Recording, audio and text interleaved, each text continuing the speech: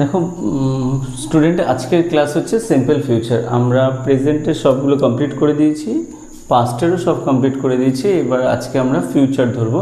তো simple future মানে কি, আমরা যেটুকু বুঝতে পারি যেটা ভবিষ্যতে হবে। সিম্পল ফিউচার মানে কি, একদম শর্টকাট স্যার, যেটা ভবিষ্যতে হবে, আজকে কিছু নয়, যেটা আগামীকাল হবে। তার মানে কি, অ্যান অ্যাকশন উইচ কি হবে, উইচ উইল হ্যাপেন্ড কখন হবে, ইন ফিউচার। তাহলে an action which will happened in future, শর্টে an action which will happen in future, it call simple future. Confusion নেই তো স্যার, যেই কাজটা হবে। কিন্তু মনে রাখবে, সিম্পল ফিউচার মানে time always mention, future time always mention. যদি আমরা একটু রিভিশনে যাই, আমরা একটু রিক্যাপ করে যদি আসি, তাহলে একটুখানি ভালো হয়। আমরা সিম্পল প্রেজেন্ট টেন্সের ক্লু ওয়ার্ড বলেছিলাম না, যে সাপোজ যেমন না, এভরিডে, সামটাইম, অলওয়েজ, নেভার, এইগুলো যেরকম বলেছে, ইউজুয়ালি, এগুলোকে আমরা বলেছিলাম সিম্পল প্রেজেন্ট টেন্সের clue word.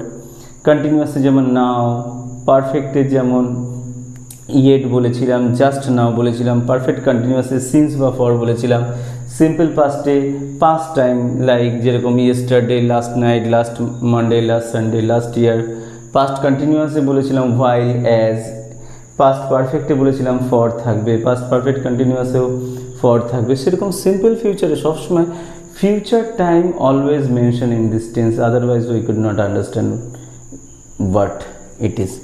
Okay, so what is simple future? দেখো আমি শর্টকাটে লিখেছি, two express an action is yet to happen, মানে যেটা ঘটতে চলেছে, ইয়েট টু হ্যাপেন। তাহলে two express an action that is yet to happen.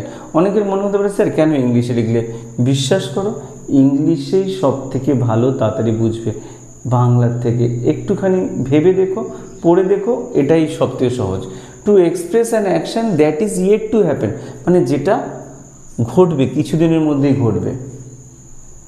ঠিক আছে, এটা আমি পরে আসছি, এটার রুলসটা একটু পরে আসছি।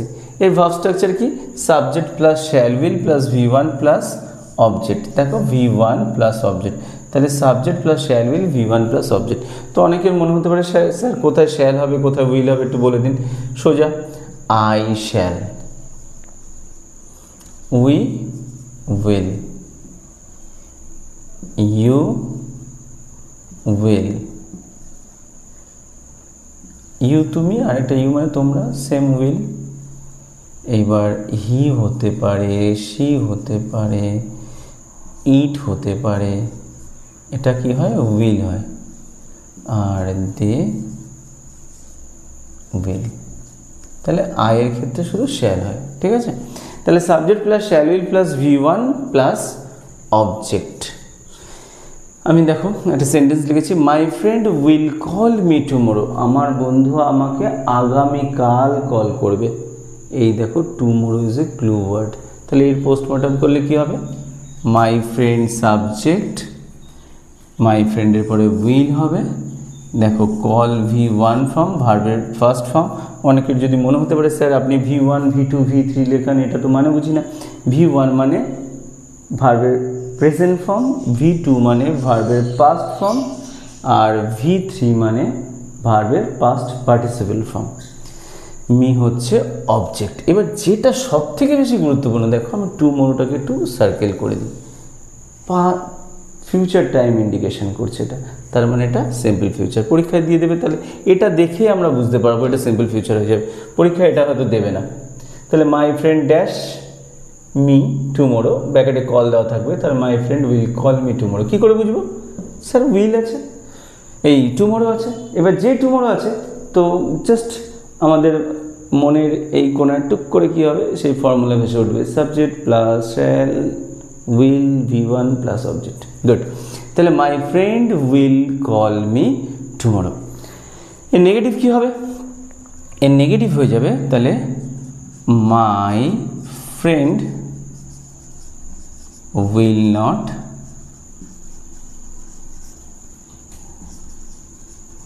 call me tomorrow। তোমরা আমার সাথে সাথে বলো, তাহলে সুবিধা হবে। তাহলে নেগেটিভ হয়ে গেল, এটা negative.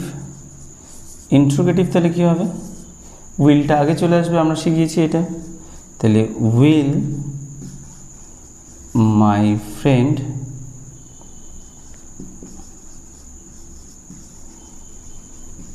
Call me tomorrow, question mark না দিলে কেটে দেবে। আর নেগেটিভ ইন্টারোগেটিভে তাহলে কী হবে, তাহলে will my friend not call me tomorrow. পরীক্ষার আগে একবার ভালো করে এগুলো দেখে নেবে। সব থেকে ভালো কি জানো তো, টেন্স যদি তুমি জানো তোমার কোনো প্রবলেম ইংলিশে থাকবে না, রাইটিংয়ের তো একদমই থাকবে না। তাহলে my friend will come, will call me tomorrow, my friend will not call me tomorrow negative, interrogative will my friend call me tomorrow, will my friend not call me tomorrow. তাহলে affirmative negative, এটা হচ্ছে affirmative sentence, ঠিক আছে, এটা affirmative, এটা negative interrogative, negative interrogative. এইবার সব থেকে বড় প্রশ্ন হচ্ছে যেটা সিম্পল ফিউচারে এই পোর্শনটা ভালো করে সবাই জেনে রাখো, যে চাকরির পরীক্ষা দিচ্ছ সেও, যে স্কুল স্টুডেন্ট আছে সেও। কী লেখা আছে, to express A future possibility. Future possibility, possibility মানে কি, সম্ভাবনা। সাপোজ ধরো আমার বাবা ভিন রাজ্যে কাজ করে, আমি কি বললাম, আমি বললাম বন্ধুদের আমার বাবা নেক্সট উইকে আসবে বা আমার বাবা নেক্সট সানডেতে আসবে, তার মানে it's possibility my father will come. তাহলে আমরা জেনারেলি কী লিখবো, আমরা জেনারেলি লিখবো স্ট্রাকচার ধরে my father will come next month বা my father will come next Sunday. But এখানে একটা বাট রয়েছে, কি, যদি আমরা ফিউচার পসিবিলিটিকে লিখতে চাই আমরা সিম্পল ফিউচারকে আমরা আইএনজি যোগ করেও লিখতে পারি, পসিবিলিটির ক্ষেত্রে পারি, আমি কিন্তু বলি না যে সবসময় পারবো, পারি। তাহলে আমরা কি করতে পারি এই সেন্টেন্সটাকে, তাহলে আমি যদি বলি যে my friend will come tomorrow, এটাকে এরকমভাবেও লেখা যায় my friend is coming tomorrow. বোঝা গেল? তার মানে আমি কি বলতে চাইলাম, যে আমরা নিয়ার ফিউচারকেও আমরা কন্টিনিউয়াসলি লিখতে পারি।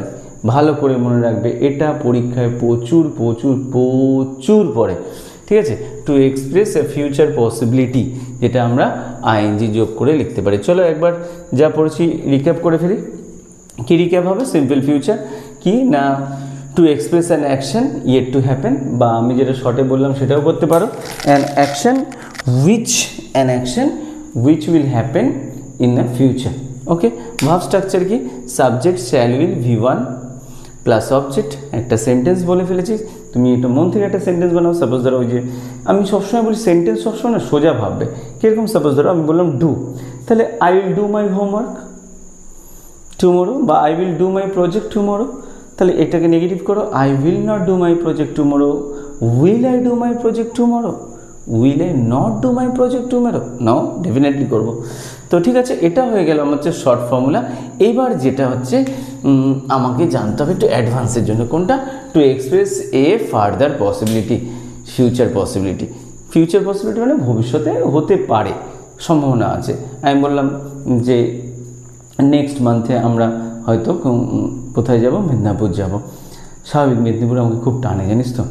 তো আমি কি বললাম, তাহলে আমি বলবো নেক্সট মান্থে আমি মেদিনীপুর যাবো। তো আমি কি বলবো, যে I shall go to Medinipur, I shall go to Medinipur next month. বা এটাকে এবার আমি কন্টিনিউয়াসলিও করতে পারি, কি, I am going to Medinipur next month.